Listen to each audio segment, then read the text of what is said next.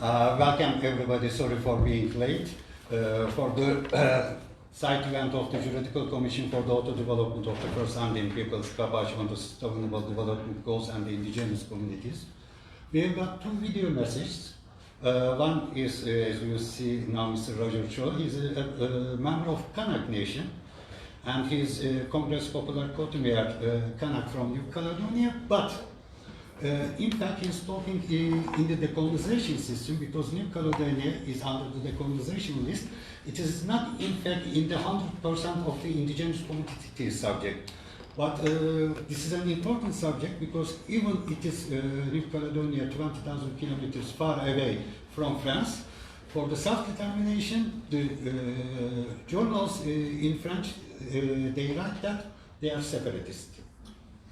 And it's an old colony, and the colonialism is still a living organism inside the UN and in the world, because 20,000 kilometers ahead, people with another mother language can be defined as separatist. And Mr. Leon is the foreign minister of the Kingdom of Hawaii, and his Kingdom of Hawaii is a subject of international law. And the membership to the United Nations is just a matter of time, and he's here to give support for the indigenous communities because they've got a history of different occupation in culture. And on my left is my professor and admired person. And friend. And friend, yes. And former UN independent expert on the promotion of democratic and equitable international order. And we have got another short video from Michel Paul here. He is a long friend of mine and very interesting person. He is a member of Apache Nation from the United States. That is the first peoples.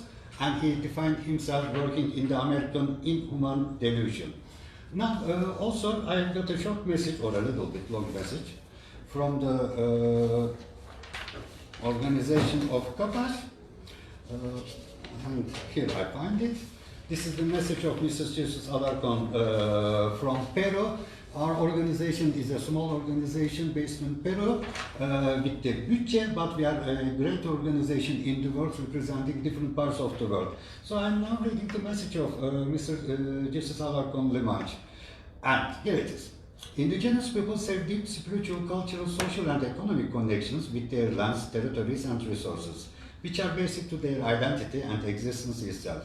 Their tradition of collective rights to lands and resources through the community, the region or the state contrasts with dominant models of individual ownership, privatization and development. When in 2015 the international community agreed on 17 Sustainable Development Goals, a set of targets for improving lives while protecting natural resources by the year 2030, they included specific mention of indigenous peoples and acknowledged that there can be no truly sustainable development without protecting the traditional knowledge and territories of indigenous peoples. Of the sustainable development, of the 17 Sustainable Development Goals endorsed by the world's governments, 5 directly address the role of land in securing humanity's future, and 3 specifically call for securing community land rights. Many have argued that these few indicators on which indigenous peoples are included do not reflect indigenous definition of well-being. For indigenous peoples around the world, leaving no one behind means respecting substances economies and promoting non-monetary measures of well-being. For instance, the financial measure of $1.25 a day for extreme poverty inappropriate for indigenous peoples, for whom security of rights to lands, territories and resources is essential for poverty eradication. From this perspective, the linear monetary measure of poverty can contribute to further impoverization of indigenous peoples under the gaze of the theme leaving no one behind. In many states, indigenous land rights are still not recognized or inacademically recognized in the enjoyment of indigenous peoples of their right to development and control over their traditional lands, territories and resources. The lack of meaningful implementation of the principle of the free, prior and informed consent of indigenous peoples in development projects and plans that may affect them continue to undermine the protection and promotion of their rights as well as the Sustainable Development Goals. As long as our rights over our lands, territories and resources are not recognized, indigenous people risk falling far short of the UN Sustainable Development Goals. In the same way, the world risks losing the fight against climate change and the destruction of the environment. And this is the message of Mr. Jesus Alarcon Limas. I would like to say one thing. Everybody knows for the indigenous people, ICCPR, International Convention on Civil and Political Rights, or Article 27, the first time introduced in the UN system and the indigenous communities was the Poma case against Peru. And the past father of Jesus Alarcon Limas, Dr. Thomas Jesus Alarcon Execuere, had won the case. And this opened a new concept in the fight of, their struggle against their achievements. I would like to say one more thing. I mean, when we try to understand the system of UN and the indigenous rights, the Declaration of Indigenous is a that mechanism. It means nothing. There is the ILO Declaration 1969, it says got binding characters, but they created an image as if a Declaration of Indigenous 2007 has something valuable. No binding values, and it means nothing. And in fact, when we talk about so much organizations in the UN system with the wording of indigenous, in fact, we did say nothing. We have got ICCPR as a binding instrument, and we have got Committee Against Racial Discrimination, we have got some minority rights, but as long as the indigenous problems do not enter into the universal periodic review with the treaty obligations, there is no system of protecting of the indigenous people. This is why we try to do something with the Sustainable Development Goals to create the people that, hey, your future is danger. But as long as when we see the destruction of the forest in Brazil, there is no Sustainable Development Goals for the future of the world. So I will give the parole to Mr. Leon. Sure. And after 2 videos and after you. Okay. All right. Well, mahalo. Aloha, everybody. Aloha ia mai o ko. Ai malu hia hoi ke akua I ko ka ko makua.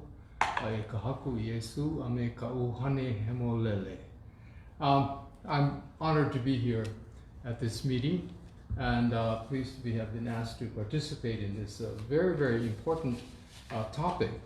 And as some of you know, the Hawaiian Kingdom is going through a struggle to reestablish itself as a sovereign independent state, as it was during the 19th century.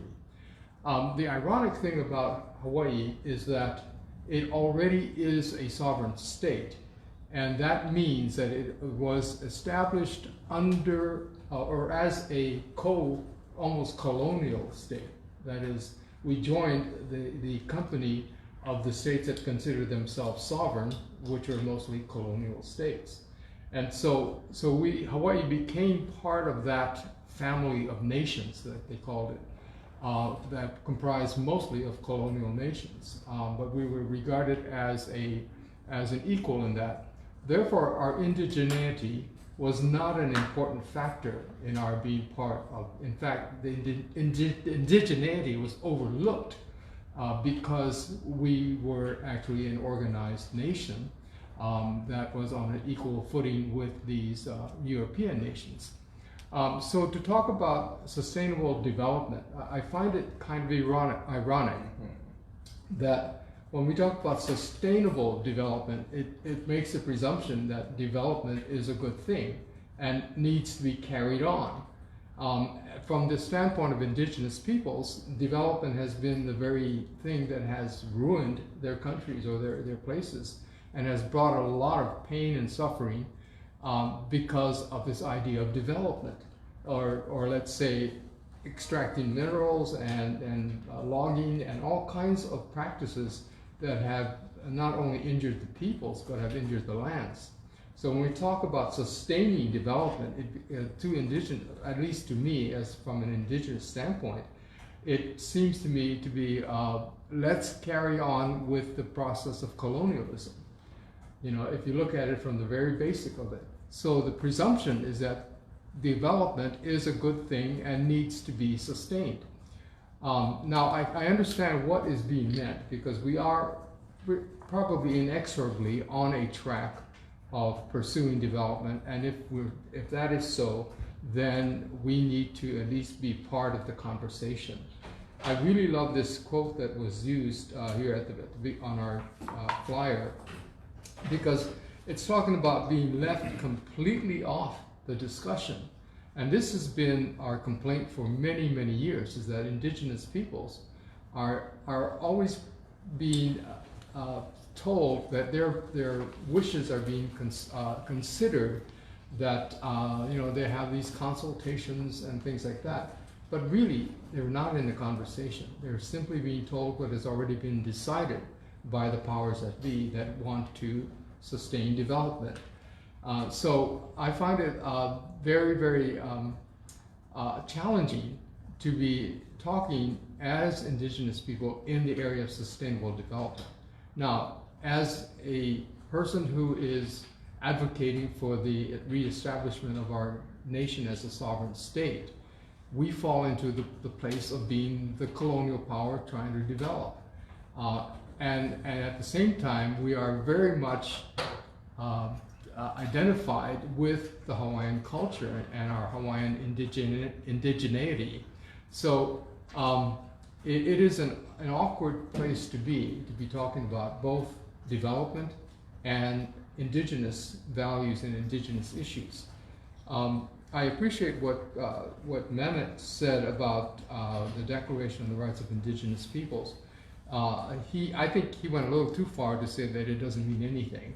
It means a lot, and I want to really commend the efforts that were put into, for years and years, decades of efforts put into the writing of that.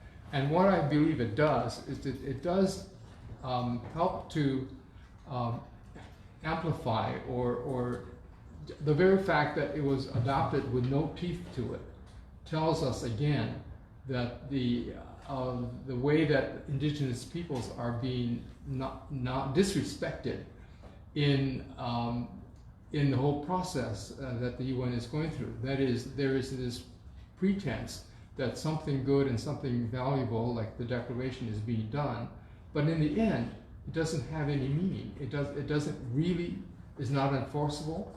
All the countries that signed on, particularly the ones that were holding out at the end, they signed on the basis that this would not interfere with their internal policies. So what does that mean? It means that it's unenforceable. These declarations, which are really noble and I think very worthwhile to have verbalized, are really unenforceable in the end. So I think our biggest struggle in this area of sustainable development and the participation of indigenous peoples in that is that we have to find a way that our participation actually counts, that it actually means something, and that it's not just another pretense of inclusion, and that instead that we are part of the conversation, and not only part of the conversation. The other day I got a call, and it was from a gentleman in Switzerland, in fact, and he has a very large project going which would assist indigenous peoples. And so he asked if I would help him talk to the indigenous communities about this big project. And the project really is quite a massive project, and it will help a lot with the problems that are going on in indigenous communities. And so he said, would I help him communicate to these communities? And I said to him, so you already have the project outlined? And he said, yes, we do. And we want them to know about it, and we want to get their approval. And I said, well, that's where the problem is, that you already created this project and none of the indigenous people participated in it. Now you think it's such a worthwhile project, you're going to present it to them. And I said, if you do that, what you're going to need to do is convene a group or the elders and the way the indigenous peoples make their decisions. You have to convene the proper councils to do so. And you have to be willing to take no for an answer. And you have to say that up front. You don't go in with the presumption that they've got to accept this because it's such a good idea. Because we've been fooled so many times by great ideas being sold by people with with really ulterior motives. And so I said, if you go in and you say, we want a consultation and we're willing to take no for an answer, then you'll probably get the ear of the community and maybe you'll have a discussion going. So this is how I feel as well about Sustainable Development Goals. That if there's going to be inclusion of the indigenous people, then the UN will have to accept no for an answer, or be willing to accept that and go a different way. If not, then the conversation is not a true conversation. Thank you very much. Bravo. Fully endorse it, fully endorse it. Now we get to hear them, right? Yes. Good. Now, Mr. Rajab Shaw, Right. Kanak Nation from New Caledonia. Bonsoir, je suis coordinateur du Forum populaire coutumier Kanak. Je prends la parole ce soir Oh, dans cette do you have vidéo a pour translation? Non. parler des objectifs de développement durable dans les communautés autochtones. En ce qui nous concerne, notre pays, la Nouvelle-Calédonie, à 16 000 km de la France, a été colonisé en 1853. Et depuis ce jour jusqu'à aujourd'hui, nous sommes sous tutelle de la France, le pays administrant de la France. Et à l'heure actuelle, nous avons trois statuts fonciers. D'abord, notre pays fait 400 km de large sur 60 km de long sur 60 de large, avec trois statuts fonciers. Donc un statut foncier concernant les autochtones, nouvellement appelés terres coutumières, un statut concernant les propriétaires, donc les colons, et un statut concernant les terrains domaniales. Donc nous avons pour première ressource économique le nickel. Il y a aussi le coltan, le platinium et le scandinium. Jusqu'à l'heure actuelle, ce sont des sociétés multinationales extérieures qui utilisent et qui exploitent justement ces ressources. Nous avons une faible retombée en ce qui concerne le pays. Bien que les autochtones et autres ethnies qui sont dans le pays travaillent dedans ces entreprises, la plus grosse partie des bénéfices vont au profit des multinationales et entreprises métropolitaines. À l'heure actuelle, nous sommes 340 000 habitants, donc pour 40 000 autochtones, le reste sont composés des autres ethnies. La problématique sociétale ici, c'est que nous sommes dans un pays est cher, et en fin de compte, rien n'est fait pour que le niveau social des gens puisse être à un bon niveau. Dernièrement, le tribunal administratif de la Nouvelle-Calédonie a plus ou moins adopté une ordonnance qui allait en faveur de multinationales et entreprises métropolitaines dans le pays. Ils sont au nombre de 15, donc il y a Total, Dumez, 26, pour ne citer que cela. La problématique, c'est que ces entreprises ont fait un recours au niveau du tribunal administratif pour ne pas cotiser, en fin de compte, de ce qu'ils appellent la solidarité calédonienne. Et en fin de compte, cette cotisation permettait justement de renflouer les caisses en ce qui concerne les allocations vieillesse minimum, tout ce qui concerne les handicapés. Et c'était une convention fiscale qui a été mise en place ensemble avec l'État français, puisqu'en fin de compte, c'est multinational et entreprises sont des multinationales et entreprises métropolitaines. Donc ça a été mis en place ensemble, mais il se trouve que maintenant, à l'heure actuelle, ces multinationales et entreprises ne veulent plus tenir leur engagement, donc reverser ce qu'ils doivent au niveau du pays. Donc en ce qui concerne les autochtones, notre problématique, c'est que nous ne pouvons pas parler de développement économique à grande échelle, mais aussi durable, puisqu'en fin de compte, on vit dans des réserves. Donc comme ce qui nous concerne, nous sommes dans une tribu qui fait 25 hectares, avec 50% inondable en cours en cas de coup de rivière et 99% en cas de tsunami. Donc à l'intérieur de ces 25 hectares, il est impossible pour nous de faire un développement économique. Donc c'est notre petite contribution à ce panel et j'espère que ça pourra apporter quelque chose en ce qui concerne notre situation. Merci. Bonsoir, je suis Roger, coordinateur du Congrès populaire coutumier Kanak. Yes, now. I think we should highlight a couple of points from that, what he was saying. Yes, please. The spoliation of the property of the people of New Caledonia is a continuing process. It is a non-self-governing territory. It is under Article 73 of the UN Charter. It was re-enlisted in this list. But bottom line is that the transnationals continue the exploitation of the land without the free, prior, and informed consent of the population. They go to the administrative tribunal, and then the transnationals appeal.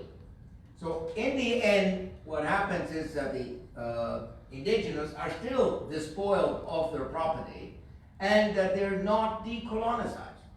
And actually, that is a point that has to be done, or has to be clear to everybody. The United States was never decolonized, like Africa was decolonized. Canada was never decolonized. The American indigenous, whether they be Crees or Cherokees or Dakotas or Pueblos or Iroquois, the Squamish of Canada, the Yupis of Alaska, they're still colonized. They've never had their property returned. They've never had their sovereignty returned. And in the case of Hawaii, as we have put down in a study that will be forthcoming, will be published in due course in any event, it's quite clear step for step how Hawaii was aggressed by the United States, how the Kingdom of Hawaii was overthrown. You can read it all in Stephen Kinzer's book, Overthrow. Stephen Kinzer, a New York Times investigative reporter. In any event, in 1993, exactly 100 years after the overthrow of the Hawaiian Kingdom, there was the official apology of Bill Clinton and of the Congress. A tree fell in the forest and nobody heard it. Nobody saw it. No consequences. Just sorry that we overthrew you. And that's it. So I think now we can move on. It's interesting with regard to New Caledonia. It gives you hope because France had done like, we're not going to report anymore. Like the United States doesn't report on Puerto Rico. Thanks to Vanuatu, Yes. it was put on the list again, and France is obliged to report to the Committee of 24. By the way, I've spoken to the Committee of 24 more than once, the Decolonization Committee, but it's a farce. It's ridiculous to think that there are only 17 non-self-governing peoples. There are literally hundreds of non-self-governing peoples in the world, whether they be the Mapuches of Chile and Argentina, and they're not being taken into account. Actually, their natural resources, yes, those are being exploited without their free, prior, and informed consent. So back to the next one. Yes, Michel Paul Hill, an Apache Nation leader from United States. Of help and urgency. Right now, we are facing big challenges with class, with race, with a lot of the Americans here that are starting to express their nationalism and their patriotism in a way that is violating the rights of other races that have immigrated into our lands. I'm an Indigenous person here, so actually everybody who is non-Indigenous here in the United States are all immigrants, including the president himself and his wife, President Donald Trump, that is. Most recently, the government of the United States, under control of Donald Trump, has denied access of immigrants to come into the United States ports of entries by violating their rights and their access to asylum. Many of these people who are coming from the South, or wherever they're coming from, but usually they're coming from the South here, are seeking asylum due to violence in their territories that the United States has caused, and or global warming and climate change, in which the oceans are rising and they're losing their homes. So many people from all over the place have been wanting to come here and to be with the American people, I guess. I don't know why they want to be here, seeing that there is a lot of racism that's going on here, a lot of white supremacy that's happening here. It's not good. It is not good for any of us. It's not good for the people. It's not good for what's going on in the world right now. This seems to be accumulating, and it seems to be a driving force and a pattern that we're seeing happening all around the world, this type of behavior of supremacy, of elitism type of behaviors, in which those people who are billionaires or so, don't see fit that they're not going to be affected by climate change, any type of form of violence, or global warming. While the Brazil Amazon forest burns down and our great Arctic North regions are melting apart, here in the United States, we are seeing a huge amount of mass shootings that are being perpetrated by young white American immigrants, born here maybe, or born, I don't know where, but could be, or imported. But what they're doing is that they are killing many people of different races here, because we have a president who has no care in the world to express any kind of dignity for his own self, but has been lashing out against many people, especially against immigrant and brown colored people. This behavior has exploded here most recently. I think we're up to about 300 mass shootings so far. Many of them are not being talked about. And so the denial of the rights of people to harbor themselves through asylum through the legal processes is not happening here. In regards to Indigenous peoples here, the Indigenous peoples are just barely hanging on, as we saw in times past of the Dopal, the North Dakota Access Pipeline movement. We saw the behaviors that the government was sharing and partaking upon the Indigenous peoples here. Right now, my tribe, we are suffering high cancers right now and sicknesses related to Agent Orange and 2,4,5-TP, which is a genocide that has happened.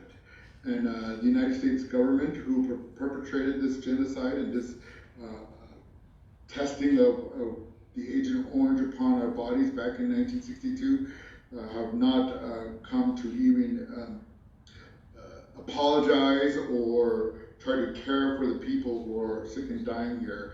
And even so, our tribal governments are behaving like the government of the United States and are banishing people off of my reservation, off our lands, because of their addictions that they have or whatever sufferings that they're going through right now in order to self-medicate. So right now in the United States, our rights of human being is being stamped down upon. And for the Native people, you know, I'm just one person sitting here in the United States right now that has the opportunity to express to you all that we are suffering, and more suffering I'm sure will come because of the fact that there is a race war that's happening here. So there are no such thing as human rights no more. There's not one man is created equal here. If you're a white man, you are above all apparently, but if you're an indigenous person, you don't exist. It's like out of sight, out of mind. So as you go into your session here for the Human Rights Council, I ask that you keep an eye out for the folks here that are trying to seek asylum and those that are suffering from the racism that is being forwarded by Donald Trump, the President of the United States. Thank you very much and have a very, very good session. Peace be with you all. Just before giving the parole to Mr. Dear Dr. Alfred de Zayas, I do hope that our dear friend will be in the future working for Kapash, and then he can be very active sessions in the New York Center, and he can be also the organizer of the indigenous people in North America. I mean, is the continent America now. Dear I'm Mr. sure we can bring him to Geneva to speak at the council. The thing is, dear Mr. Zayas, I met with him here, Geneva. This is how I met, inside this building. And in the future, he will be here as well. And then it will be a pleasure and a real representative of the problems.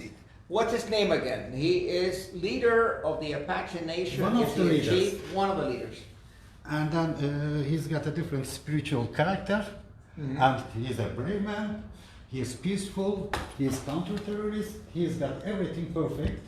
And then I hope that he will be in the future team of Kapash and will be active in New York as well. Very much so. Thank you, Mehmet. Now, I suppose most of you are familiar with my reports to the Council and to the General Assembly. I have very frequently written on the Sustainable Development Goals and also how they impact the indigenous. It's very important what we heard about the concept of development at the expense of the indigenous. Development means go into the indigenous lands and take out the oil, take out the uranium, take out the gold, take out the natural resources. Don't even share them with the indigenous. Because my problem, as I've seen with many indigenous groups in Alaska, for instance, they are as poor as church mice. They have no money. They cannot even hire a good lawyer to represent their cases in the domestic courts in Alaska. So here is a problem. Yes, everybody wants development, but not at the expense of the indigenous. And this principle in the Declaration of the Rights of Indigenous Peoples, you'll see it in paragraphs 28 and 30 and 32, etc. The free, prior, and informed consent is violated all the time. So I thought that I would take a hint from our Apache friend. He referred to my president, Donald Trump, and referred to his policies. Now, you will recall 2016, the campaign, Make America Great Again. In one of my many tweets at the time, I said, in order to make America great again, all we have to do is to return to the values of the United States Constitution, to return to the values of Eleanor Roosevelt and the Universal Declaration of Human Rights. If the United States wants to be a leader, it can be a leader by evoking admiration and approval of what we're doing, because people recognize that we are a leader in human rights and that we observe international law, and not that we are going to go around with a big stick and hit everybody over the head who doesn't do as we tell them. So make America great again, it is possible, but it is only possible if we are the leaders in human rights and if we are the leaders in international law and in the rule of law. Now, my report 2013 to the General Assembly, among its recommendations, paragraph 69N, proposed that all peoples send petitions to the General Assembly and that the General Assembly refer those petitions to the Decolonization Committee, which is a subcommittee of the General Assembly, for examination on issues, for instance, of self-determination, issues of violation of the Declaration on the Rights of Indigenous Peoples. During my 6 years as rapporteur, I received many petitions from individuals, from groups, from tribes, which I duly forwarded to James Anaya and then to Vicky Kauli Corpus, the rapporteur on Indigenous. But I also said, since they were sent to me, I feel responsible. So I went ahead and I took them physically to the Committee of 24, to the Decolonization Committee in New York. Of course, as I always said, we rapporteurs are Cassandras. We identify problems, we put our finger on the problems, and nobody pays any attention, nobody listens to what we're saying or to our recommendations. On the other hand, the worst policy would be to do nothing. I mean, we do in the hope that possibly someone out there who has power will listen and will carry that out. My report, 2014, to the General Assembly, and if anybody wants it, I have a certain number of copies. This is a report devoted entirely to the theory and practice of self-determination. Who can invoke self-determination, how to invoke it. So I formulate 15 criteria how to do it, and I do think that the realization of self-determination is an effective conflict prevention strategy.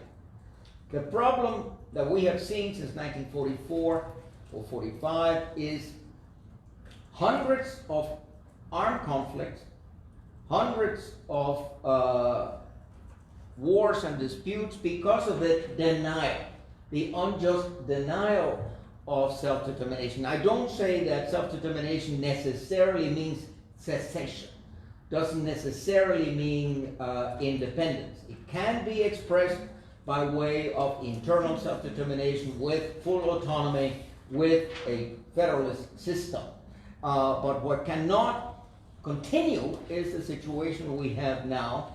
There are countless peoples who have a right of self-determination. Article 1 of the Covenant on Civil and Political Rights is very clear. It says all peoples. It doesn't say some peoples or peoples under colonialism. As a matter of fact, by the time the Covenant on Civil and Political Rights was drafted and adopted by the General Assembly on the 16th of December 1966, most of the decolonization process in Africa and in the Indian subcontinent had happened.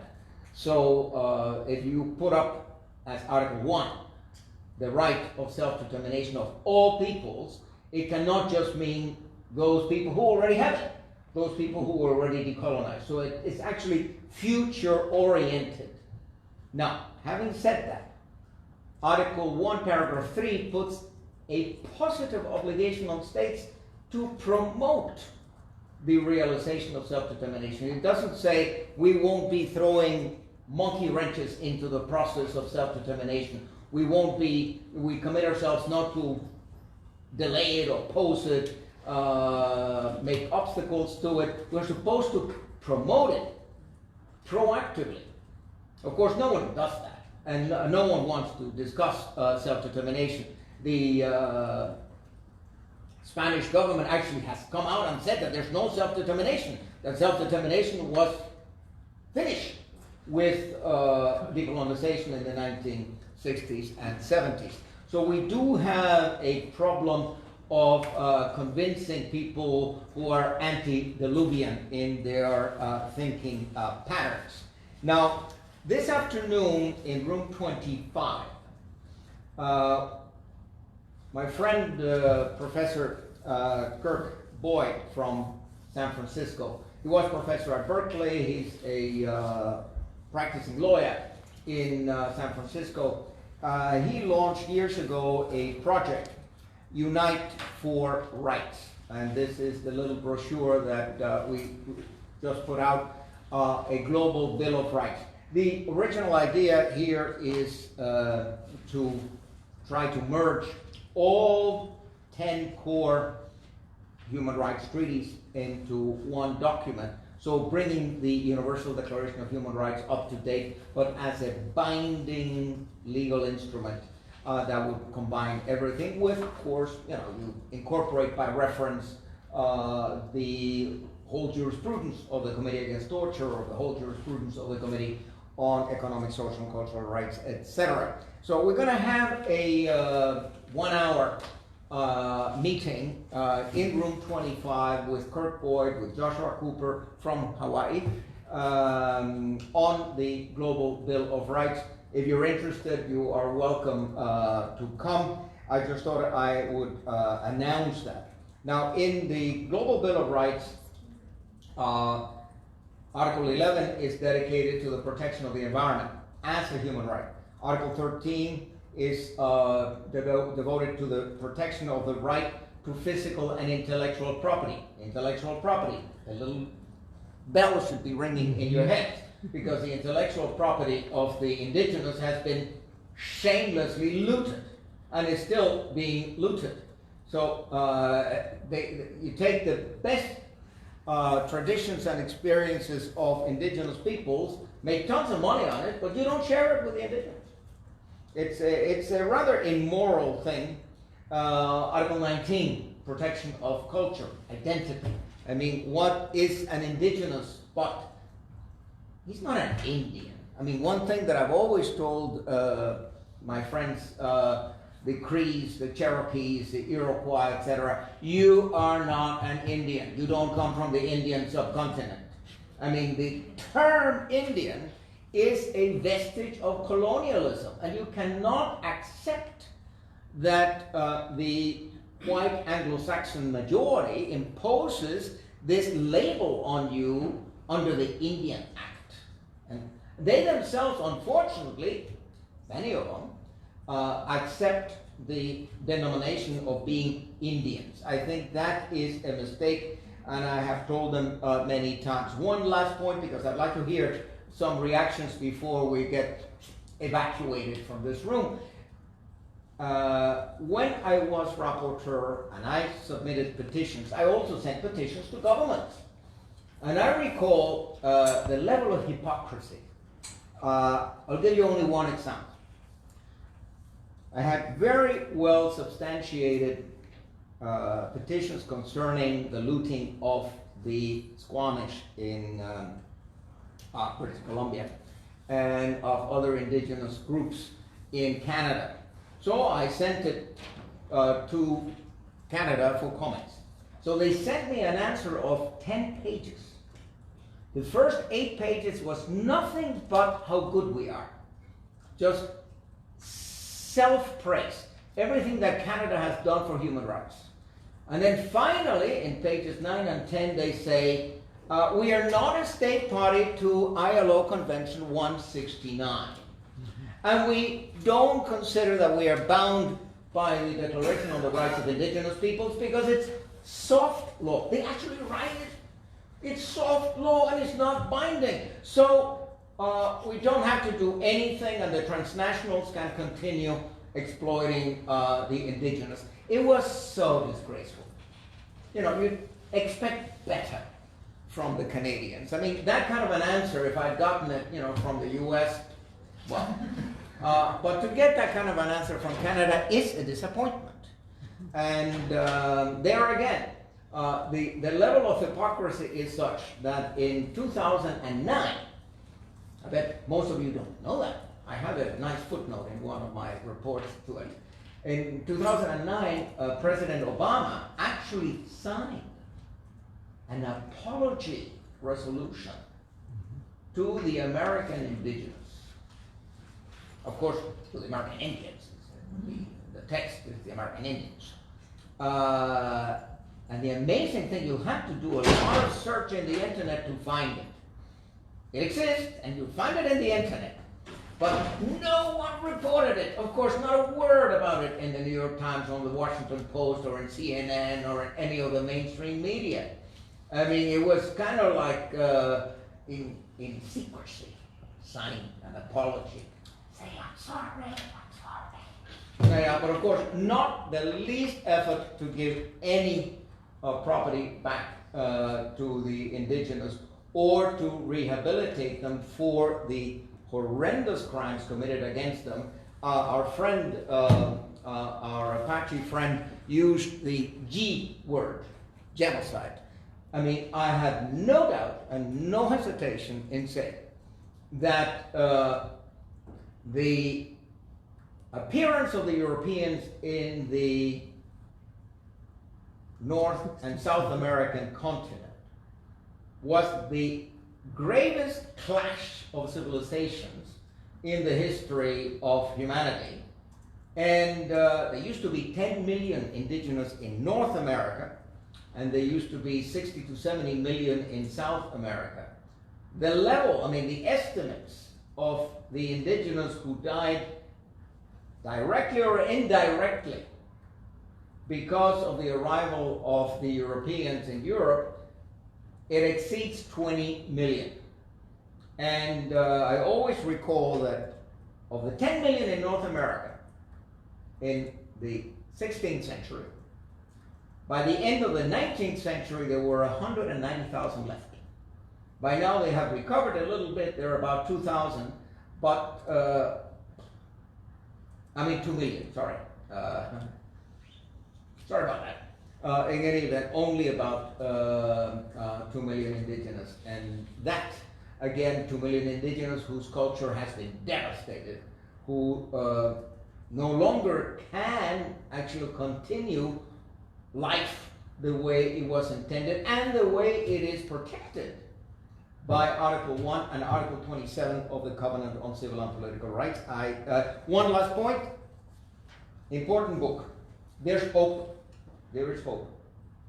The International Court of Justice just issued an advisory opinion on the decolonization of Mauritius and of the rights of the population of the Chagos Islands.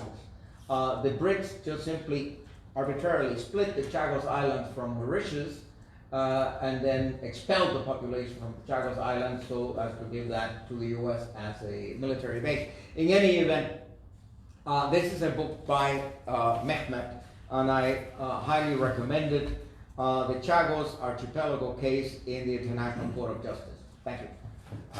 Thank you very much, Mr. Alfred de Zayas. As my friend and big teacher, I am so happy that we announced like this. But let me tell you a funny thing about this book. Before they finished their application to the International Court of Justice, I told some people from my Mauritius government that your thesis is wrong and you have to lose the case. And they said that, hey, you are mistaken, we win the case, we won the case. But in fact, in the decision is not a Pyrrhus victory. They lost the case because the system, International Court of Justice, used international customary law, and from a colony they created a colony, which is forbidden by the UN Charter. And with as the case of New Caledonia, they postponed the independence from to an unknown date. But if they use my thesis in this book, the obligation arising from the UN Charter Article 73, now with the decision of International Court of Justice as an advisory opinion, I will say that there is a breach of obligation from the UN Charter, the position will change because there can be no derogation from the UN Charter, and the decision will be an obligation, a binding decision, and the United Kingdom with the Diego Garcia US presence, Indian Ocean, British Indian Ocean Territory will be under the definition of military occupancy. But still there is a chance, if they use it in the General Assembly by the Mauritius government, for the first time of the history of the International Court of Justice, there will be an accepted material mistake will be shown. This will be first time in the history. And with the first time in the history that we can bypass the colonization committee. This will be something maybe we have to do for the Kanak people for New Caledonia. New Caledonia. And this is why Roger Cho is our dear friend, and I'm working with Mr. Leon, and we are as a team, 3, and Michelle will be in our team, to fight for the independence of Kanak nation, because there is some illegality, and France government used the colonization committee to change the demography. Even it is accepted by the parties, then we can change something and we can open the road, because France is still saying that, even some French leftist people, they are separatists. But they are 20,000 kilometers ahead.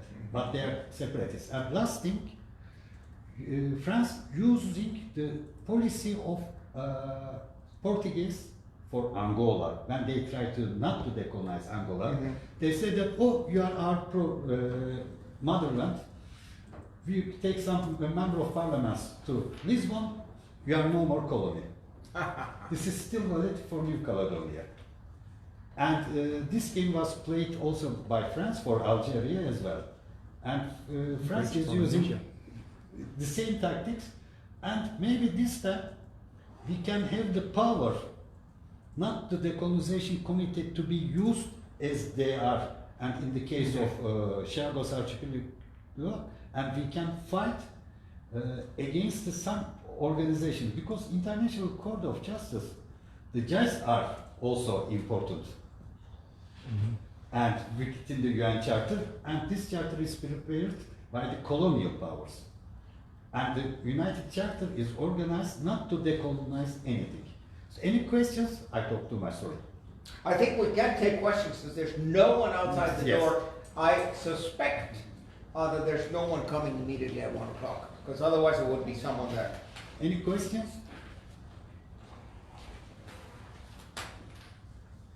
Oh. So I can say many thanks for coming to our site event. And come to my event at 3:30. This is 3:30. important. I'm Because I'm 25. certainly gonna bring in self-determination into the discussion this afternoon in room 25 at 3:30. Thank you, and bon Thank appetit you. for everybody.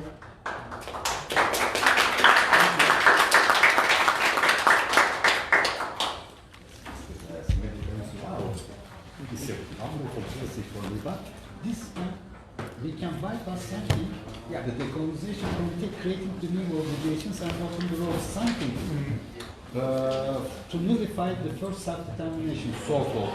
So-called. Referendum in National Caledonia, because the original people are put out of the vote. The awful thing is the manipulation of public opinion. And there is a lot of that going on. And it's going on in all of the territories, all of the non